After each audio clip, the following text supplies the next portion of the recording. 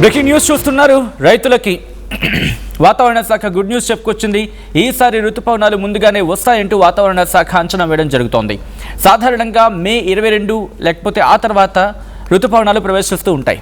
అయితే ఈ నెల 14 నుంచి 16 మధ్య అండమాన్ నికోబార్ దీవులను తాకబోతున్నాయి ఋతుపవనాలు అంటూ భారత వాతావరణ శాఖ అంచనాలున్నాయి. మే 25న నైరుతి ఋతుపవనాలు కేరళను తాకే అవకాశం ఉందంటూ కూడా ఇటు మాట్లాడుకుంటున్న సందర్భం. జూన్ ఫస్ట్ వీక్లో ఏపీ తెలంగాణను తాకబోతున్నాయి నైరుతి ఋతుపవనాలు. నైరుతి ఋతుపవనాల రాకతో ముందుగానే వర్షాలు వచ్చే అవకాశం కనిపిస్తోంది. అయితే ముందస్తు వర్షాలతో ఖరీఫ్ సాగు ముందుగానే ప్రారంభించే అవకాశం ఉంది అనే మాట వినిపిస్తోంది. నైరుతి రాకతో ఎండల తీవ్రత తగ్గే అవకాశం ఉంది. ఈ ఏడాది దేశవ్యాప్తంగా సాధారణం కంటే ఎక్కువ వర్షాలు కురుస్తాయంటూ వాతావరణ శాఖ అంచనాలు వేయడం జరుగుతోంది. గత కొద్ది రోజులుగా చూసుకుంటే ఎల్నినో ఎఫెక్ట్ కారణంగా వర్షాల మీద ఇంపాక్ట్ ఉండొచ్చు, ఎండల తీవ్రత పెరగచ్చు అని చెప్పి అంచనాలు కొంచెం ఎక్కువగానే ఉన్నాయనుకోవాలి. బట్ ఇప్పుడు ఋతుపవనాలకు సంబంధించి ఋతుపవనాల రాక ఎక్కడ ఆలస్యం అవుతుందని చెప్పి భయపడ్డారు చాలామంది. ఈ ఏడాది రెండు తెలుగు రాష్ట్రాల్లోనే కాదు, యావత్ భారతదేశంలో కూడా ఎండల తీవ్రత ఎక్కువగా ఉంది. ఏకంగా తెలుగు రాష్ట్రాలకు వస్తే గరిష్టంగా 46 డిగ్రీలు కొన్ని సందర్భాల్లో అది క్రాస్ అయిపోతుంది. దాదాపుగా 46 డిగ్రీల వరకు కూడా టచ్ అయిపోతుందా అనే ఇంతలా వాతావరణం మారిపోయింది. రాత్రిపూట కనీసం మేడకి పడుకోవాలన్నా కూడా ఎక్కడా కూడా ఊపిరి ఆడనివ్వటం లేదు. అటువంటి పరిస్థితి. ఒక పక్క గుబురెండ, ఇంకో పక్క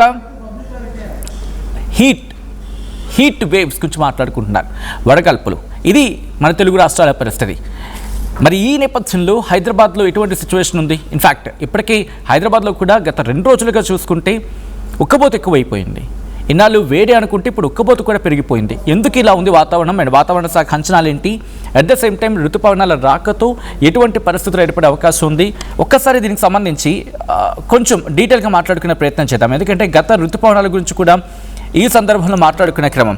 ఎందుకంటే 2025 ఆ టైంలో 2025లో ఋతుపవనాలు దాదాపుగా మనకి ఐ థింక్ మే 22 యాక్చువల్గా అయితే మనకి ఋతుపవనాలు ప్రవేశించాల్సిన సందర్భం, లేకపోతే టైం యాక్చువల్గా ఏంటంటే మే 22కి భారత వాతావరణ శాఖ అంచనాల ప్రకారం నైరుతి ఋతుపవనాలు Andaman Nicobar దీవుల్ని తాకాలి.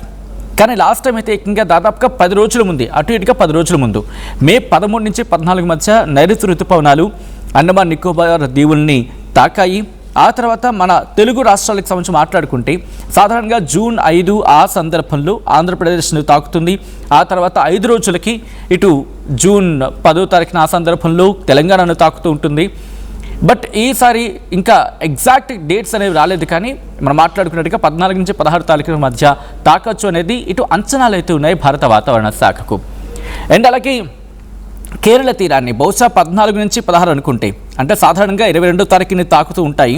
But last time కూడా అంతే, మే 13, 14 ఆ టైంలో తాకాయి. కాబట్టి ఈసారి 14 నుంచి 16 బహుశా లాస్ట్ టైంతో పోల్చుకుంటే 2 రోజులు డిలే అవ్వచ్చు. అండ్ సాధారణతో పోల్చుకుంటే కనుక ఒక 10 రోజులు అడ్వాన్స్డ్, అంటే జూన్ 5 అనుకుందాం మన ఆంధ్రప్రదేశ్ తీరాన్ని తాకేది, లేకపోతే జూన్ 10వ తారీఖున సాధారణంగా నార్మల్గా తీరాన్ని తాకాల్సిన సందర్భం. అండ్ గతంలో అంటే లాస్ట్ ఇయర్ చూసుకుంటే మే 13, 14 తారీఖున నైరుతి ఋతుపవనాలు ఇటు అండమాన్ నికోబార్ దీవుల్ని తాకాయి. కాబట్టి ఈసారి కూడా 14, 16 తారీఖుల్లో తాకచ్చు అని చెప్పి అంచనాలు ఉన్న క్రమంలో, అంటే జూన్ 5 అనుకుంటే, లేకపోతే జూన్ 5 నుంచి 7 లోపు ఆంధ్రప్రదేశ్ తీరాన్ని తాకే అవకాశం ఉంటుంది. జూన్ 10 నుంచి 12 లోపు తెలంగాణ తీరాన్ని తాకే అవకాశం ఉంటుంది, అంటే తెలంగాణని తాకచ్చు. ఇలా పరిస్థితులు మారుతూ ఉంటాయి. తెలంగాణని నైరుతి ఋతుపవనాలు చేరుకునే అవకాశం ఉంటుంది. సో ఈ నేపథ్యంలో ప్రస్తుతం హైదరాబాద్ కేంద్రంగా భారత వాతావరణ శాఖ ఎటువంటి అలర్ట్ ఉంది, ఎటువంటి అంచనాలు ఉన్నాయో తెలుసుకునే ప్రయత్నం చేద్దాం. మా ప్రతినిధి నిర్మల అప్డేట్స్ అందించేందుకు సిద్ధంగా ఉన్నారు. నిర్మల దగ్గరికి వెళ్ళే ప్రయత్నం చేస్తున్నారు. నిర్మల, భారత వాతావరణ శాఖ ఇచ్చిన అంచనాలతో ఇటు తెలంగాణలో ఎటువంటి పరిస్థితులు ఉన్నాయి? ఇన్ఫాక్ట్ భారత వాతావరణ శాఖ ఎటువంటి అంచనాలను ఎక్స్పెక్ట్ చేయడం, అంటే ఇన్ఫాక్ట్ ఎటువంటి అంచనాలు ఉన్నాయి భారత వాతావరణ శాఖ?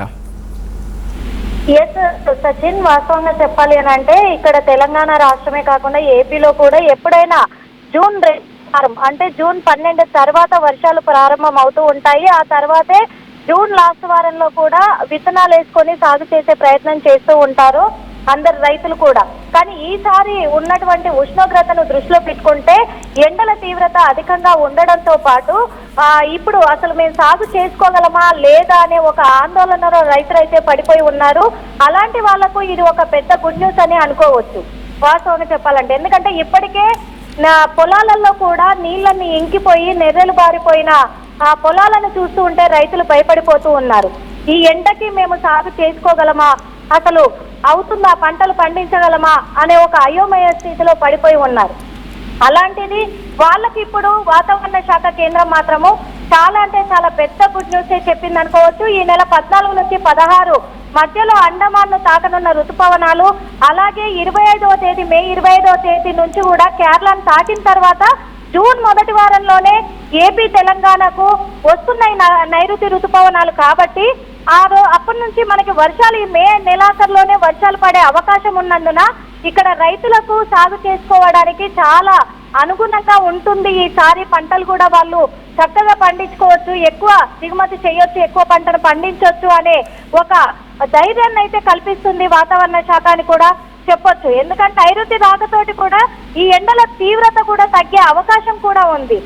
వర్షాలు పడుతున్నాయి అంటే ఉష్ణోగ్రత కూడా ఇక్కడ తగ్గుతూ ఉంది, ఎండల ఉష్ణోగ్రత అనేది కూడా చెప్పుకోవచ్చు. ఇప్పుడైతే ఉష్ణోగ్రత శాతము 40 నుంచి 45 డిగ్రీలు నమోదవుతుంది. అలాంటిది ఈ ఎండలను చూస్తే భయపడుతున్నారు. కాబట్టి ఈ ఏడాది దేశవ్యాప్తంగా కూడా సాధారణం కంటే ఎక్కువ వర్షాలు కురవచ్చు అని చెప్పేసి వాతావరణ శాఖ అయితే వెల్లడిస్తూ ఉంది సచిన్. అందుకు ఎక్కువ వర్షాలు పడడం వల్ల రైతులకు అది పెద్ద శుభవార్తగా భావించి పంటలు పండించుకోవచ్చు అని ఒక ధైర్యాన్ని కూడా ఇస్తుంది అనుకోవచ్చు వాతావరణ శాఖ కేంద్రం సచిన్.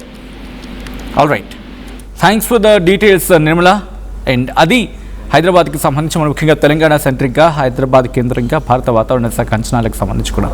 అండ్ ఒకసారి విశాఖపట్నం వెళ్ళే ప్రయత్నం చేద్దాం. అండ్ విశాఖపట్నం సెంట్రిక్గా ఆంధ్రప్రదేశ్కి అఫ్కోర్స్ అమరావతి కేంద్రంగా ఉంది, బట్ విశాఖ సెంటర్ నుంచి కూడా భారత వాతావరణ శాఖ సమాచారం అందిస్తూ ఉంటుంది. కాబట్టి విశాఖపట్నం వెళ్ళే ప్రయత్నం చేద్దాం. అండ్ ఈసారి ఎటువంటి ఎక్స్పెక్టేషన్స్ ఉన్నాయి, ఎంతవరకు వర్షాలు పడే అవకాశం ఉందని చెప్పి భారత వాతావరణ శాఖ అంచనాలు ఉన్నాయి? ఎందుకంటే గత 2-3 వారాలుగా చూసుకుంటే ఎక్స్పెక్టేషన్స్ చాలా తక్కువేమో, భారీ వర్షాలు ఏమో పడవేమో, రైతులు ఇబ్బంది పడాలేమో అనుకునే పరిస్థితికి వెళ్ళిపోయింది. అటువంటి వాతావరణం దాదాపు 40, 42, 45, 46, 47 హాఫ్ సెంచరీ కూడా దాటేస్తుందేమో అనుకున్నంత భయం లాంటి పరిస్థితి ఏర్పడుతుంది. అండ్ ఈ క్రమంలో ఇటు భారత వాతావరణ శాఖ విశాఖపట్నం కేంద్రంగా ఏం చెబుతోంది, డీటెయిల్ ఇన్ఫర్మేషన్ తెలుసుకుందాం. మా ప్రతినిధి రామచంద్రరావు అప్డేట్స్ అందించేందుకు సిద్ధంగా ఉన్నారు. రామచంద్రరావు, ఏముంటుంది భారత వాతావరణ శాఖ విశాఖపట్నం కేంద్రంగా? ఎటువంటి వర్షపాతం నమోదే అవకాశం ఉంది? ఈసారి సాధారణంగానే ఉంటాయా వర్షపాతం? సచిన్, ఇప్పటికే మన నిర్మల చెప్పినట్టు వాతావరణం ఒక భిన్న పరిస్థితి నెలకొంటుంది. ఒక రకంగా ఒక చల్లని కబురు, ఒక తీపి కబురు. ఇటు ఏదైతే ఎండ తీవ్రతతో ఇబ్బంది పడుతున్న 2 తెలుగు రాష్ట్రాలకి భారత వాతావరణ శాఖ ఈ నెల విడుదల చేసిన బులెటిన్ లో చెప్పడం జరిగింది.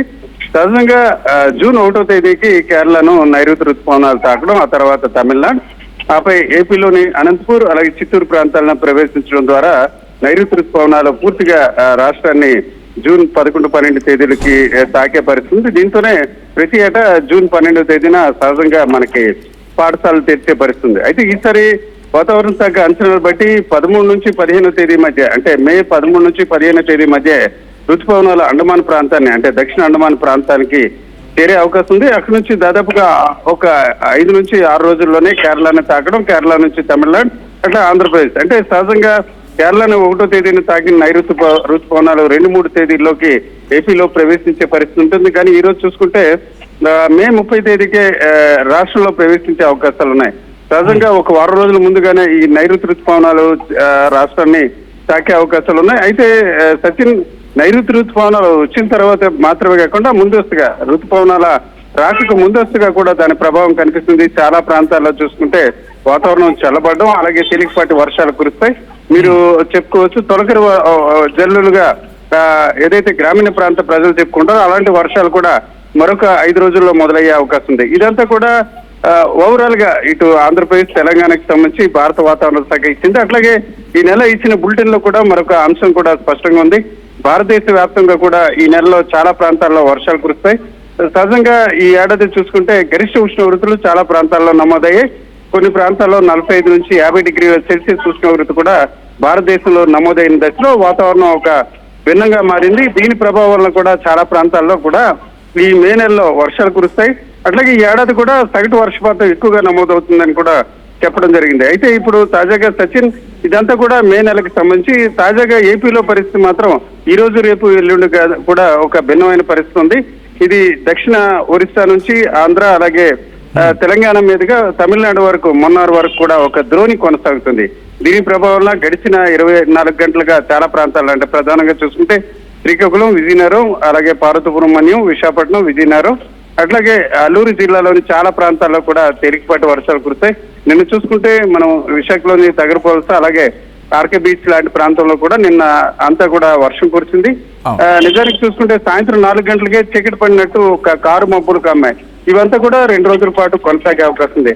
ఏదేమిటికి వర్షాల కోసం ఎదురు చూస్తున్న రైతులకు మాత్రం భారత వాతావరణ శాఖ ఒక తెల్లని కబురు చెప్పిందనే మనం చెప్పుకోవచ్చు. Sachin, right, thanks for the update Ramachandra Rao. మొత్తంగా అయితే అది రామచంద్రరావు చెప్పినట్టుగా, నిర్మలా చెప్పినట్టుగా భారత వాతావరణ శాఖ అయితే మాత్రం ఒక చల్లటి కబురు అందించిందని చెప్పుకోవాలి. ఎందుకంటే ఉక్కబోత వాతావరణం, భరించలేని ఉక్కబోత, ఉష్ణోగ్రతలు పెరిగిపోవడం, ఉక్కిరిబిక్కిరి అయిపోతున్నారని చెప్పుకోవాలి. అండ్ వర్షాలు కనుక సకాలంలో పడకపోతే రైతులు చాలా ఇబ్బందులు పడుతూ ఉంటారు.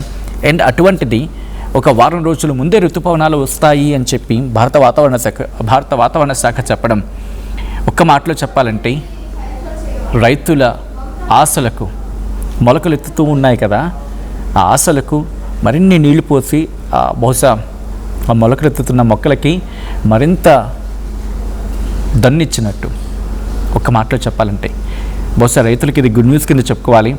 అండ్ ఇటువంటి గుడ్ న్యూస్ని వెంటనే మీ దగ్గర పెట్టుకోకండి, నలుగురికి పంచుకునే ప్రయత్నం చేస్తూ ఉండండి. ఎందుకంటే చల్లటి వార్త కాదు, ఒక శుభవార్త. ఎందుకంటే మన రైతన్న బాగున్నాడంటే మనకి 4 మెతుకులు నోట్లోకి వెళ్తాయి. అండ్ వాళ్ళకి సంబరం లాంటి మాట ఇది. సాధారణంగా May 22 వస్తూ ఉంటాయి. ఎవరైనా కొత్తగా చూస్తున్నామంటే వాళ్ళు చెప్పే ప్రయత్నం చేస్తాను. సాధారణంగా May 22కి వస్తాయి, May 22 ఆ టైంలో వస్తాయనేది భారత వాతావరణ శాఖ అంచనా ఋతుపవనాలు. కానీ ఈసారి 14 నుంచి 16 మధ్య వస్తాయనేది, అంటే అటు ఇటుగా వారం రోజుల ముందే వచ్చేస్తాయని చెప్పి. ఇప్పుడు 14 అనుకుంటే అప్పుడు 14, 10, 15 అనుకుందాం ఆన్ యావరేజ్గా, ఒక వారం రోజుల ముందే వచ్చేస్తాయి. కాబట్టి మన రైతన్న సంతోషపడే క్షణాలు అవి ఇంకా. అండ్ అనుకున్నట్టుగా ఋతుపవనాలు రావాలి. అండ్ ఇక్కడ ఒక చిన్న ట్విస్ట్ ఉంది. ఋతుపవనాలు వస్తాయి సరే, మరి లాస్ట్ టైంలో వర్షాలు ఉంటాయని చెప్పి, ఎందుకంటే వాతావరణ పరిస్థితుల దృష్ట్యా ఋతుపవనాలు వచ్చినా ఆ మేరకు వర్షాలు ఉంటాయనేది బిగ్గెస్ట్ క్వశ్చన్ మార్క్.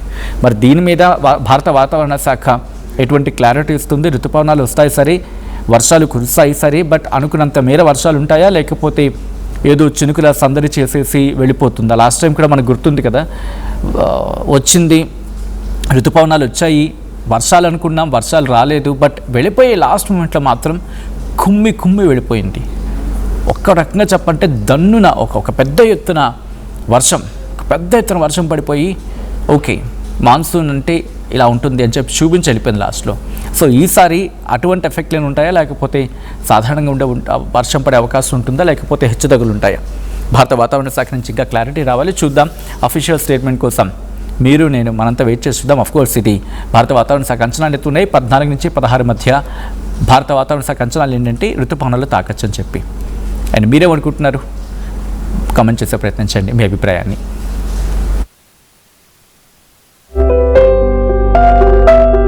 చిన్న చిన్న ఆనందాలు 35 ఏళ్లుగా నా జీవితంలో లేవు. 35 ఏళ్లుగా నేను డైపర్లలో బ్రతికాను. 6 సెంటీమీటర్ల ఫిస్టులా నా మూత్రాశయంలో లీకు కారణమైంది. ఎవరూ నాకు సహాయం చేయలేకపోయారు. AINUలో వైద్యులను కలిసే వరకు.